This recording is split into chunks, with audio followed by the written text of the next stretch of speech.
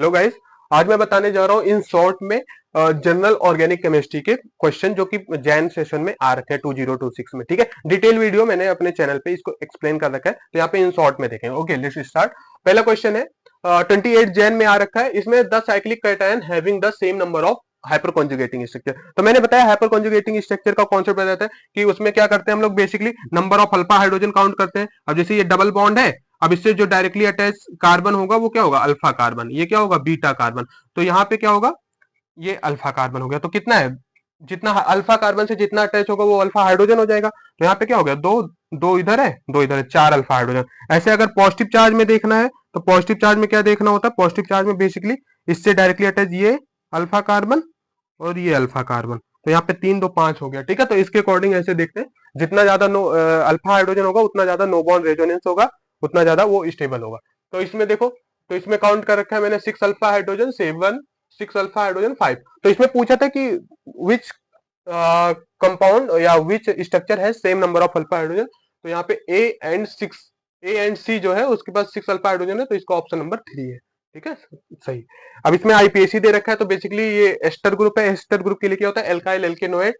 ठीक है, नंबरिंग यहां से कर दो, 7 है, तो यहाँ पे क्या हो जाएगा, एन प्रोपाइल 2 ब्रोमो 5 मेथाइल हेप्टेनोएट। तो इसमें ये वाला ऑप्शन नंबर 1।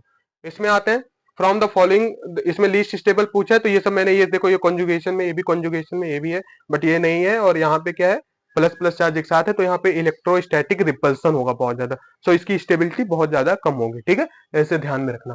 अब यहाँ पे आते हैं हम लोग, यहाँ पे बोला है the correct order of stability, ये दे रखा है। तो यहाँ पे बेसिकली देखोगे, अगर इसको बनाओगे तो ये इथाइन से है, इथेन है, ये इथीन है। इसका हाइब्रिडाइजेशन sp2 sp3 और sp। तो जो जितना ज्यादा sp है, जितना ज्यादा परसेंटेज ऑफ s कैरेक्टर होगा वो उतना ज्यादा इलेक्ट्रोनेगेटिव होगा। उतना ज्यादा इलेक्ट्रोनेगेटिव होगा तो उसमें नेगेटिव चार्ज स्टेबलाइज करेगा as compare to this one. ठीक है, तो सब कुछ रिलेटिवली होता है। तो ये यहाँ पे सबसे ज्यादा स्टेबल ये होगा, देन इथाइन इथीन वाला, देन इथेन वाला। ठीक है, तो इसका ऑप्शन नंबर 2 आ जाएगा। इसमें क्या है, arrange the following alkene in decreasing order of stability. अब इसमें number of alpha hydrogen count कर लो, उसके अकॉर्डिंग अरेंज कर दो। तो यहाँ पे 12 अल्फा हाइड्रोजन है, यहाँ पे 6 है बट ट्रांस है। 9 अल्फा हाइड्रोजन, यहाँ पे 6 अल्फा हाइड्रोजन बट 6। तो यहाँ पे देखो अरेंज कर दो। तो सबसे पहले 12 वाला होगा, तो सबसे पहले फर्स्ट होगा, देन थर्ड होगा। बट यहाँ पे ये है, कंफ्यूजन है। तो क्योंकि ट्रांस ज्यादा स्टेबल होता है, क्योंकि क्रिस्टल लैटिस में फिट हो जाता है, तो दैट्स व्हाई ट्रांस का ज्यादा स्टेबल होगा as compare to 6, whether both है 6 अल्फा हाइड्रोजन। ठीक है, तो इसका ऑप्शन नंबर 4 हो जाएगा। ये 24 जैन में आ रखा है, तो इसका रिलेटिव मैंने स्ट्रक्चर बता रखा है, तो इसमें ऑप्शन नंबर 3 होगा। ठीक है, इसमें बेसिकली इलेक्ट्रॉनिक फैक्टर डिसाइड करेगा। ओके, ऑल द बेस्ट, अच्छे से पढ़ो।